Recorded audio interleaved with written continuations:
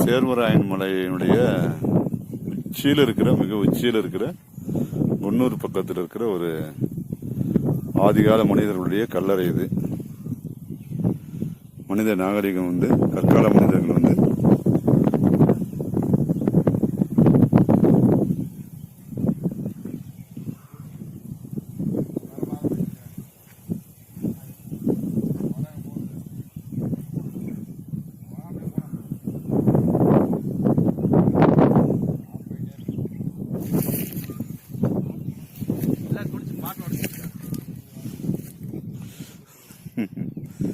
ஏதோ மக்களுக்கு தெரிஞ்சது குடிச்சிட்டு பாட்டில் உடச்சிட்டு போயிடுறாங்க.